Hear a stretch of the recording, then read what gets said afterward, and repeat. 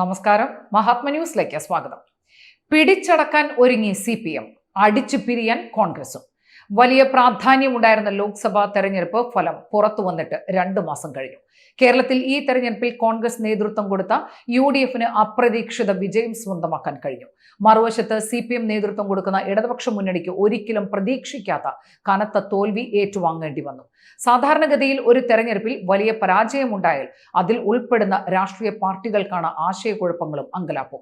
മാത്രമല്ല, പ്രവർത്തകരിൽ നിരാശയും ഉണ്ടാകാറുണ്ട്. ഇവിടെ വലിയ പരാജയം ഏറ്റുവാങ്ങിയ ശേഷവും CPM എന്ന പാർട്ടി പഴയ നിലയിലേക്ക് തിരിച്ചു വരാനുള്ള പരിശ്രമങ്ങൾ തുടങ്ങിയിരിക്കുകയാണ്. അതേസമയം വലിയ വിജയം നേടി അതിന്റെ ആവേശവും ഊർജവും സ്വന്തമാക്കിയ കോൺഗ്രസ് പാർട്ടി ജയിച്ചതിന്റെ പേരിൽ തമ്മിലടിക്കുന്ന കാഴ്ചകളാണ് നാം കാണുന്നത്. ഇനി വരാനിരിക്കുന്നത് സാധാരണ പാർട്ടി പ്രവർത്തകരെ സംബന്ധിച്ചിടത്തോളം വലിയ പ്രാധാന്യമുള്ളതും പ്രാദേശിക തലങ്ങളിൽ സാധാരണക്കാർക്ക് വലിയ പങ്കാളിത്തം ഉണ്ടാകുന്നതുമായ തദ്ദേശ സ്വയംഭരണ സ്ഥാപനങ്ങളിലേക്കുള്ള തെരഞ്ഞെടുപ്പാണ്. ഈ തെരഞ്ഞെടുപ്പിലാണ് ഏത് രാഷ്ട്രീയ പാർട്ടിയുടെയും താഴെ തട്ടിലുള്ള പ്രവർത്തകർക്ക് അവസരം ലഭിക്കുക. അതുകൊണ്ട് തന്നെ രാഷ്ട്രീയ പാർട്ടി കൂടുതൽ ശക്തി പ്രാപിക്കുന്നതിന് അവസരം ഒരുക്കുന്നതും ഈ തെരഞ്ഞെടുപ്പിലൂടെയാണ്. തെരഞ്ഞെടുപ്പ് തോൽവി ഏറ്റുവാങ്ങിയ CPM കേരളത്തിൽ അതിന്റെ സംഘടനാ സമ്മേളനങ്ങളിലേക്ക് കടക്കുകയാണ്. അടുത്ത വർഷം ഏപ്രിൽ മാസത്തിൽ തമിഴ്നാട്ടിലെ മധുരയിൽ നടക്കുന്ന 24ാം പാർട്ടി കോൺഗ്രസിലൂടെ സംഘടനാ സമ്മേളനം സമാപിക്കും. CPMന്റെ സംഘടനാ സമ്മേളനങ്ങൾ ആരംഭിക്കുന്നതിന് മുമ്പ് തന്നെ പാർട്ടിയുടെ പൊളിറ്റ് ബ്യൂറോയും കേന്ദ്ര കമ്മിറ്റിയും കേരളത്തിലെ പാർട്ടി ഘടകങ്ങളുടെ ശക്തിപ്പെടുത്തൽ സംബന്ധിച്ച് ജാഗ്രതയോടെയാണ് നീങ്ങിക്കൊണ്ടിരിക്കുന്നത്. രാജ്യത്ത് CPMന് അധികാരമുണ്ടായിരുന്ന പശ്ചിമ ബംഗാളും ത്രിപുരയുമെല്ലാം അധികാരം നഷ്ടപ്പെടുകയും പാർട്ടി തന്നെ ക്ഷീണത്തിലാവുകയും ചെയ്ത സാഹചര്യമാണ് നിലവിലുള്ളത്.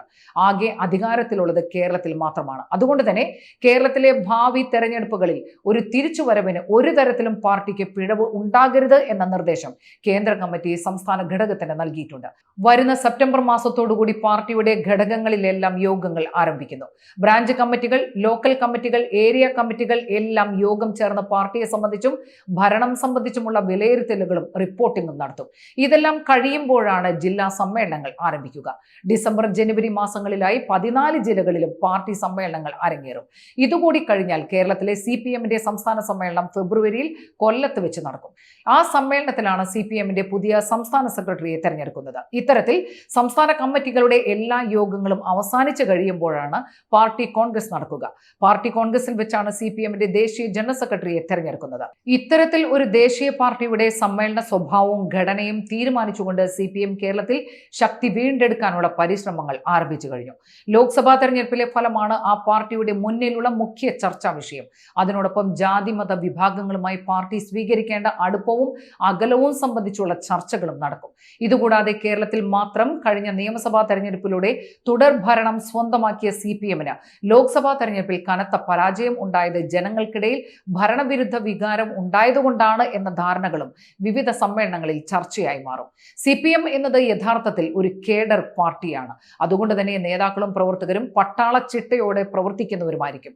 ഇതിൽ കുറെയൊക്കെ മാറ്റം വന്നിട്ടുണ്ടെങ്കിൽ പോലും പാർട്ടിയുടെ ശക്തി ക്ഷയിക്കുന്നതിന് കാരണമായിട്ടുള്ള ഘടകങ്ങൾ കണ്ടുപിടിക്കാനും അത് പരിഹരിക്കാനും CPM നേതൃത്വത്തിന് വലിയ മികവാണ് ഇതുവരെയുള്ള അനുഭവങ്ങളിലൂടെ തെളിയുന്നത്. പാർട്ടിയുടെ കരുത്തും അടിത്തറയുമായി നിന്നിരുന്ന അടിസ്ഥാന വർഗത്തിന്റെയും പിന്നോക്ക വിഭാഗങ്ങളുടെയും പാർട്ടിയിൽ നിന്നുള്ള കൊഴിഞ്ഞുപോക്കും CPM നേതൃത്വത്തിന്റെ ഗൗരവമുള്ള ആലോചനയിൽ കടന്നുവരും. കേരളത്തിൽ ജനകീയ അടിത്തറ കണക്കാക്കി പരിശോധിച്ചാൽ 2 രാഷ്ട്രീയ പാർട്ടികൾക്കാണ് വലിയ ശക്തിയുള്ളത്. ഒന്ന് കോൺഗ്രസ് പാർട്ടിയും മറ്റൊന്ന് CPMുമാണ്. ഇതിൽ കനത്ത തോൽവിയുടെ കാരണങ്ങൾ കണ്ടെത്തി പാർട്ടിയെ പഴയ പ്രൗഢിയിലേക്ക് തിരികെ എത്തിക്കാൻ CPM നേതാക്കൾ വലിയ പരിശ്രമം നടത്തുമ്പോൾ മറുവശത്ത് നിൽക്കുന്ന കോൺഗ്രസ് പാർട്ടി ലോക്സഭാ തെരഞ്ഞെടുപ്പിൽ വലിയ വിജയം ഉണ്ടായിട്ടും ജനങ്ങൾ നൽകിയ പിന്തുണയെ പോലും മറന്നുകൊണ്ട് പരസ്പരം വിഴുപ്പലക്കാനും പോരടിക്കാനും മാത്രം സമയം ചെലവഴിച്ച് മുന്നോട്ട് പോവുകയാണ്. യഥാർത്ഥത്തിൽ കോൺഗ്രസിലെ നേതാക്കളുടെ ഒരിക്കലും അടങ്ങാത്ത സ്ഥാനമോഹമാണ് ഈ കലഹങ്ങൾക്ക് പലപ്പോഴും വഴിയൊരുക്കുന്നത്. നേതാക്കളുടെ ഈ വഴിതെറ്റിയ പോക്കിൽ ദുഃഖിതരും നിരാശരുമാണ് പാവം കോൺഗ്രസ് പ്രവർത്തകർ എന്ന കാര്യം തിരിച്ചറിയാത്തത് കോൺഗ്രസിലെ മുൻനിര നേതാക്കൾ മാത്രമാണ്. നന്ദി, നമസ്കാരം.